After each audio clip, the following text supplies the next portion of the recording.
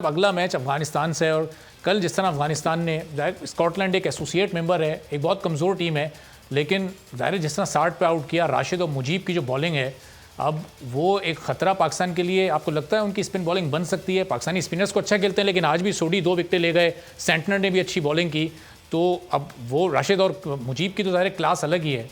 वो एक ख़तरा आपको लग रही है अफगानिस्तान, या इसी तरह पाकिस्तान उनको भी हरा देगा आसानी के साथ? जी मुझसे जी भट्टी साहब आपसे पूछूं, फिर पीजे मीर साहब से। नो डाउट मुजीब और राशिद दोनों दुनिया के इस वक्त टॉप के स्पिनर्स हैं।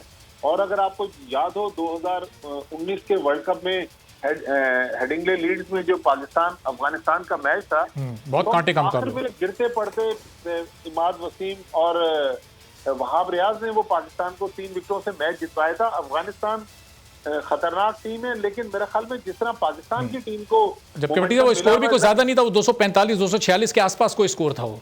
जी, लेकिन हमारे बैट्समैन उस मैच में हिमाकत से आउट होकर विकेटें खोते रहे। सरफराज अहमद जिस तरह रन आउट हुए, तो मेरे ख्याल में स्कॉटलैंड और पाकिस्तान की टीमों में फर्क है। अफगानिस्तान की टीम आसान नहीं है, लेकिन मुझे पूरी उम्मीद है कि फ्राइडे को अबू धाबी में मैच है, और आपको बताया कि दोनों मुल्कों के बहुत बड़ी तादाद में परस्तार जो हैं वो यूएई में मौजूद है।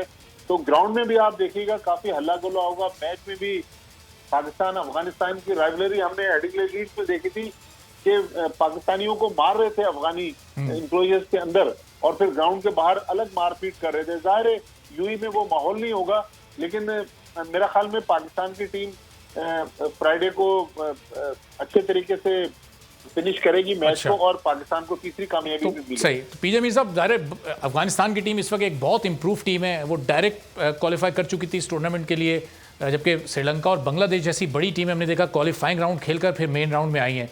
तो ये कितना बड़ा इस वक्त थ्रेट हो सकता है? एक तो उनकी स्पिन बॉलिंग, फिर जो उनका ओपनिंग पेयर है वो अगर 4-5 ओवर चल गया, ज़ाहिर शाहीन अफरीदी और हारिस रऊफ के सामने चलना मुश्किल है, लेकिन अगर हज़रतुल्लाह ज़ज़ई बहुत एग्रेसिव, फिर नीचे आके नबी, फिर असगर अफगान, मतलब वो एक के बाद एक ऐसे अटैकर्स हैं जैसे वेस्ट इंडीज़ की टीम में हर एक बंदा छक्के मारने वाला है, तो कहीं कोई खतरा महसूस कर रहे हैं आप जुमे के मैच के लिए, या पाकिस्तान के लिए एक ईजी रन होगा सेमीफाइनल तक?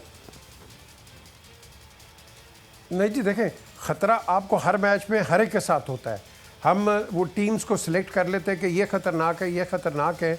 आपको भट्टी साहब बताएंगे कि न्यूजीलैंड एक डार्क हॉर्स रहा है हमेशा, और ये कहीं ना कहीं से आके सरप्राइज़ दे देता है, और यही चीज़ अफ़गानिस्तान की। लेकिन अफ़गानिस्तान को आप इन लड़कों को एक ज़रूर क्रेडिट दें कि इनके मुल्क के अंदर जो जो हलचल मची हुई है, उस हलचल के बावजूद ये लड़के आके, हालांकि पाकिस्तान में खेलते रहे, लेकिन आके एज द अफ़गानी टीम इन्होंने ज़बरदस्त आउटस्टैंडिंग परफॉर्मेंस दी है।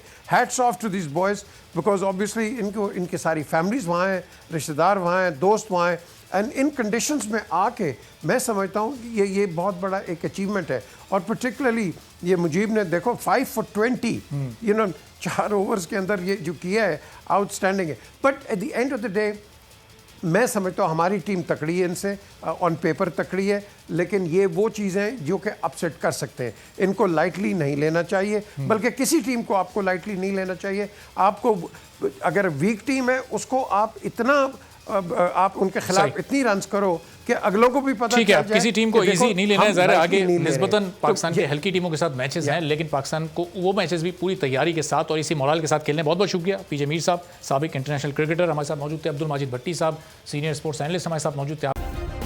सब्सक्राइब करें और बेल दबाएं ताकि कोई खबर रह न जाए।